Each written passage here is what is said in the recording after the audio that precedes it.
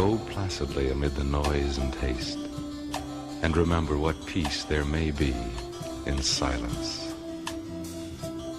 As far as possible without surrender, be on good terms with all persons. Speak your truth quietly and clearly, and listen to others, even the dull and ignorant. They too have their story. Avoid loud and aggressive persons. They are vexations to the spirit. If you compare yourself with others, you may become vain and bitter, for always there will be greater and lesser persons than yourself. You are a child of the universe, no less than the trees and the stars. You have a right to be here, and whether or not it is clear to you, no doubt the universe is unfolding as it should.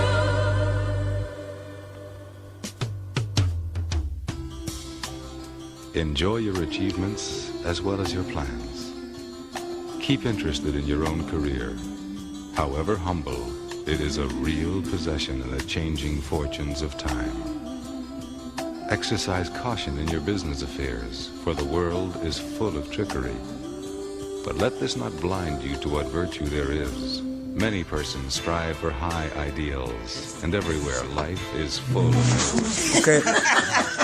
So we are live now. It's the South Orange Maple Online Radio Experience.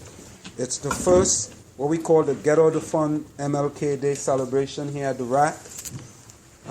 It's going to be from now until about we're finished. We're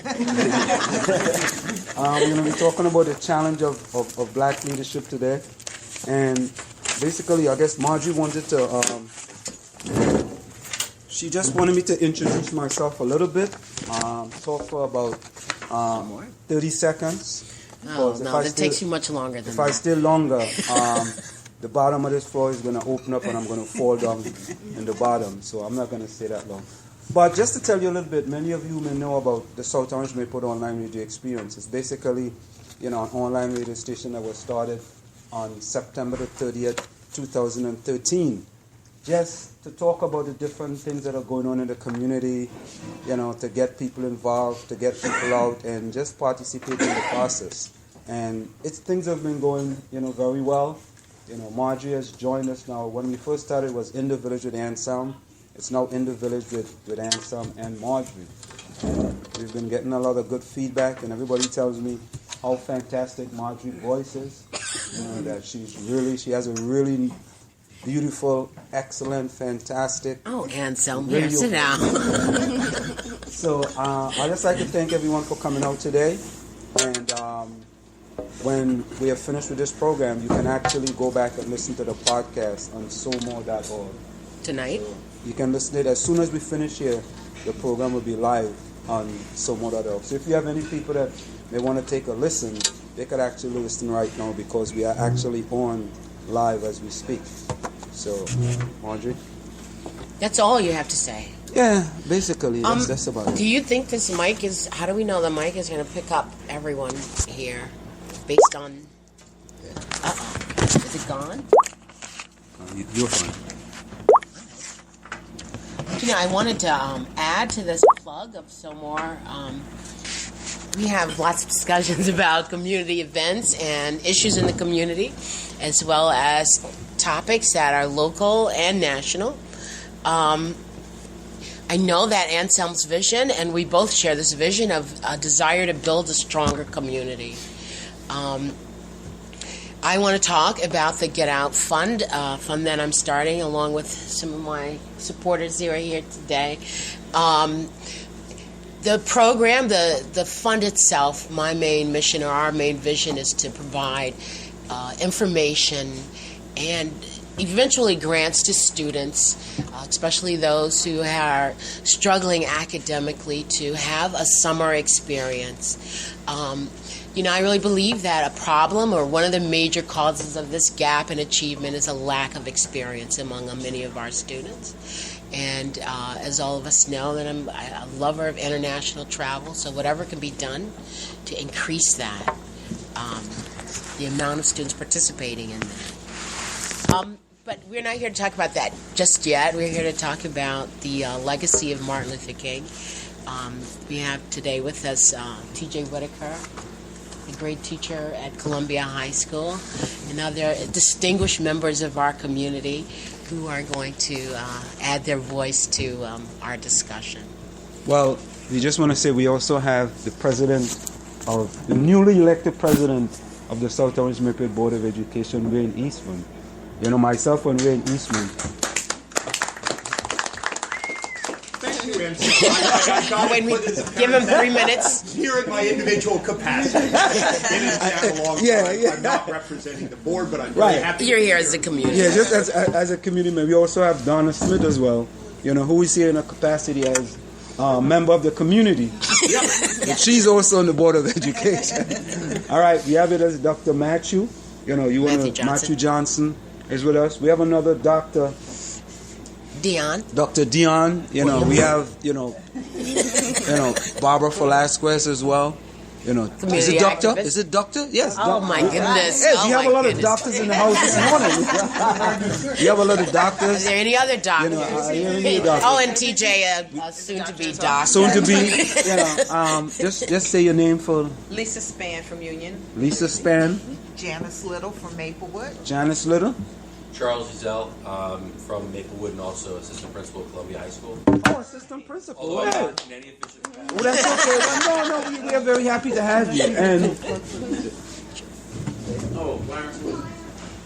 okay, and then we have Tamu Waluye, political science student. Okay, so there you have it. I think there you have it. It's fantastic that we could actually come together to have this type of discussion on this. Maya. Hi, Maya. Maya, you gotta speak up a little more. Maya. Okay. Pretty. And where do you go to school, Maya? Set Boyd. Hey, yeah, there you go. That boy. Excellent. So we didn't miss anyone. And the folks in the corner, even though you may just having breakfast, it's okay. Oh, okay. Wonderful. That's all right. That's good. That's good. Okay. All right. So there you have it. We're going to turn back to Margie. I think it picks it up. You think so? Yeah. I hope so, Ann. Yeah, it does. It just does. We entitled this program "The Challenge of Black Leadership." There is a reason for that. There seems to be a challenge for us as members of the community, and in looking at the legacy of Martin Luther King. Martin Luther King, as you know, has been memorialized, and we pay homage to his memory today and this weekend. But, I feel as a student of history, a teacher of history, that in many ways his memory has been sanitized and sterilized. And sometimes I feel like it's been used against us. This memory has been iconized, that's a word, which I did look it up, it is a word, in a monument, and depicted by Hollywood, as we've seen in the most recent film, Selma. But for the most part, his memory is ignored. It seems to me that unless it has been useful. As a teacher, especially during Black History Month and during this time of the year, I got to a point personally where I just did not want to hear anything more about Martin Luther King. I felt that it was sort of worn out, the thought of him. And when I think of Black History Month and Martin Luther King, I see a bunch of little kids with a picture and a brown crayon, and they're coloring and saying, "I have a dream." And pretty much it seemed like this is what it had boiled down to. I would do anything, any other leaders and any other movements other than Martin Luther King, because I felt that, we spoke about him way too much without really dealing with the situation as it is. Has anybody in here been to the monument with Martin Luther King at the Washington Mall? I've seen it. You've seen it?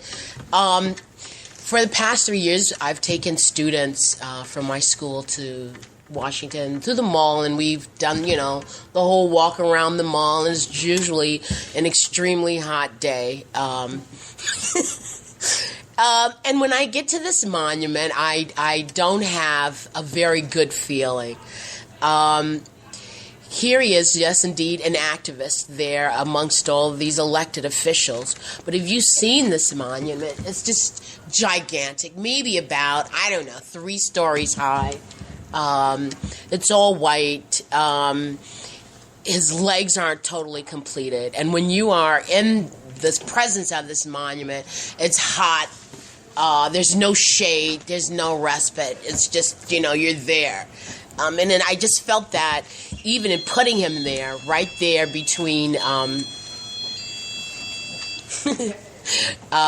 this beautiful memorial of FDR, and on the other side, the Lincoln Memorial. It's very big, but you can't take a picture of it. And it feels like this is the hottest, most uncomfortable place at all.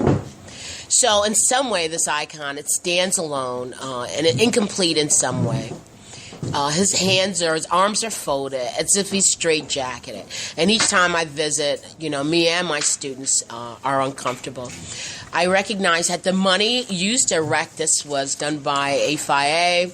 Much of the funding actually came from Viacom and Bill Gates, as well as the Chinese government. And of all the submissions, the memorial was designed by a Chinese sculptor, crafted by the hands of artisans from China, and made out of a stone that was also quarried in China. But the granite sculpture is just another way, another means of someone else telling a story and interpreting our story. The sculpture reminds me of how much MLK has been taken away from his root. And the pictures that come are just tourists take with this picture show that this icon has been conscripted to a place that seems beyond our reach. So I wanted to know how to make Martin Luther King real and how to make him relevant with events in our lives today. The memorial also has walls, and on the outside, of course, and there are some quotes that are included. One of them is, "I believe the unarmed truth and unconditional love will have the final word in reality. This is why right, temporarily defeated, is stronger than evil triumphant." So, instead, the famous speech of Martin Luther King, delivered at the historic March on Washington, seems to have dominated the legacy, or his legacy, for many. And his campaign against inequality, is rarely mentioned by most as a common among us. One of the inscriptions on the memorial also is, "I have the audacity to believe that people everywhere can have 3 meals a day for their bodies, education and culture for their minds, and dignity, equality, and freedom for their spirits." So here we have it, as Anselm would say, an icon, a tribute that can't fully be encapsulated in a story that's missing. In this original presentation, I wanted to take the occasion to explain how during the time King was characterized as a subversive, an agitator, a simple troublemaker, and by some in the federal government as well as in the media. Specifically, the highest leaders of the federal government, with the consent of the Attorney General, Robert Kennedy, the FBI opened its doors of investigation into the Southern Christian Leadership Conference and its president, Martin Luther King. In 1963, Kennedy approved the FBI request to wiretap MLK's home and the SCLC offices, and at that time, practically every civil rights organization was suspected to have been influenced by the Communist Party and its members. During the Civil Rights era, fighters and organizations like the Congress of Racial Equality, Southern Christian Leadership Conference, Student Nonviolent Coordinating Committee were under surveillance of the FBI under the directions of Hoover. And just in a mere 2 years' time, in more than 20 places, from his home to all the hotels he stayed in across his country, were under surveillance. And other organizations were wiretapped. And a variety of organizations were infiltrated by spies of the counterintelligence program.